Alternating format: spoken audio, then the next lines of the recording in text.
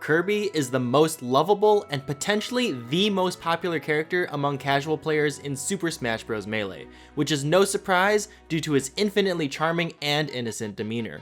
While Kirby may not look like the most threatening or capable hero, he is the quintessential jack of all trades, as his games not only spread across a myriad of different genres, but he literally eats up and steals the powers of his enemies. Just like all the other Nintendo protagonists, Kirby is fearless, never hesitating for even a second to save the world from evil.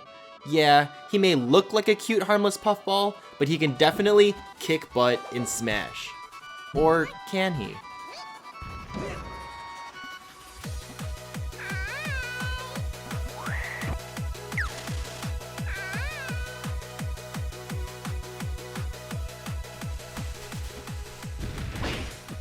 Kirby was in the very first Smash game back on the Nintendo 64. He was insanely powerful and was commonly touted as one of the best characters in the game due to his insanely quick combo starters and disjointed hitboxes.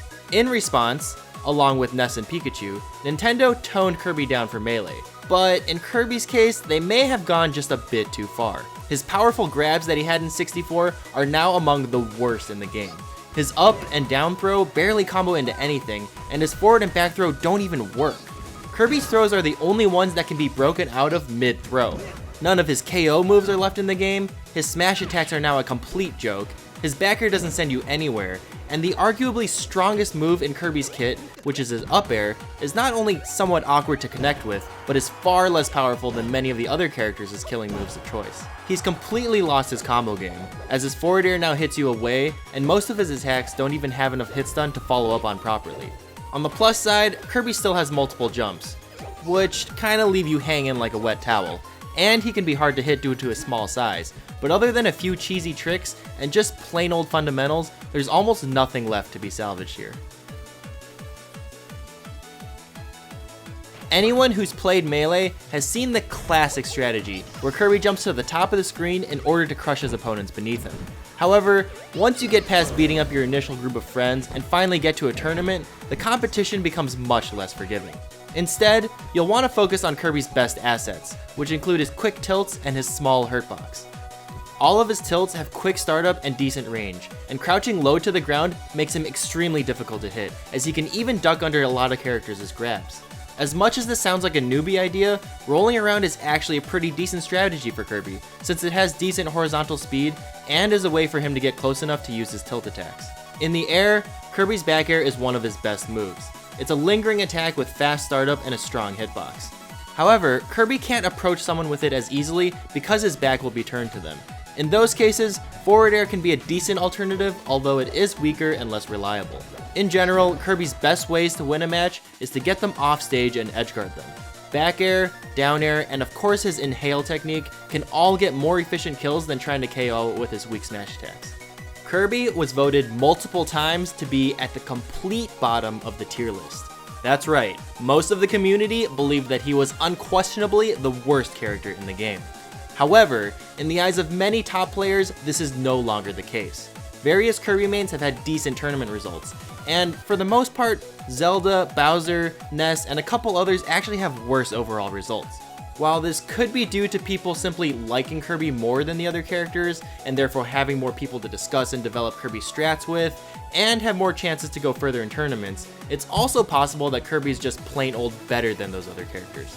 Kirby's tournament results are not the worst. There are also a decent amount of Kirby mains compared to any of these other ones, meaning he may be slightly more fun to play or even slightly more viable than the other low tiers. In terms of his matchups, Kirby may not be expected to win against a lot of the cast, but he does do surprisingly well against Sheik, Falcon, and Ganondorf.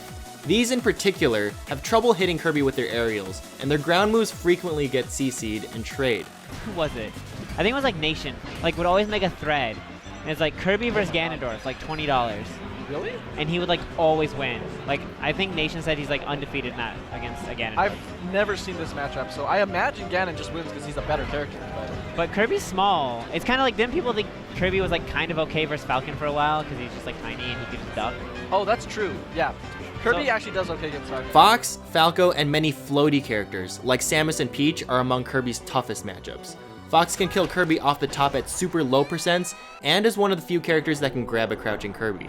Samus and Peach's moves all have bigger range and priority, which often leads to trading hits at best, and Kirby definitely loses the war of attrition. When Kirby fights other fast characters, he at least has a chance to combo or edgeguard them, but Samus and Peach have great recoveries and can pretty much live forever. Kirby has some of the weakest moves in the game. All of his smash attacks have been severely nerfed in Melee, and his only KO move, his up air, is survivable even at high percents. Kirby is slow on the ground and has poor drift in the air. He only has a couple moves that come out quickly, like his tilts and back air. Kirby does have a few moves that have decent reach, but his grab and more powerful moves definitely have awful range. The hitboxes and sweet spots on them are finicky as well, so even if you do hit with the furthest part of an attack, it won't be very strong. Kirby's up B is vulnerable the entire time, and is easily interruptible. He does have multiple jumps to give him some leeway, but his poor aerial drift makes him a sitting duck regardless. Kirby is really light, and dies off the top and sides easily. Kirby has almost nothing in terms of approach, shield pressure, or combos. He's almost completely non-threatening, as his run speed, wave dash, and dash dance is nothing to worry about, and he must rely on rolling behind you to catch you off guard. Because, like, he's so slow and his approaches are so bad. Right. Ooh. Kirby has a small hitbox which can avoid some grabs and make it difficult for him to get hit. However, his out of shield options, including his grabs, are criminally slow and weak.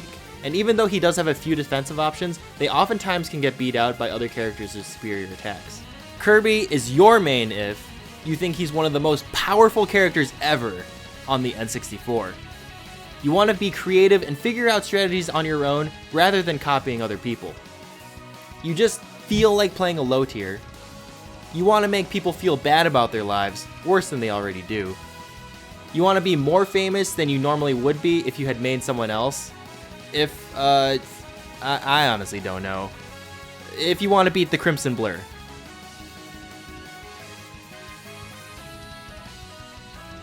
Thank you all so much for watching. Today's video is sponsored by Loot Crate. If you do want to support our channel, please consider subscribing to Loot Crate. Loot Crate sends you a fun package each month containing gaming or anime-related merchandise. Not only does this benefit our channel directly, increasing production value and productivity, but you can also receive a 10% discount using our code SSBMT.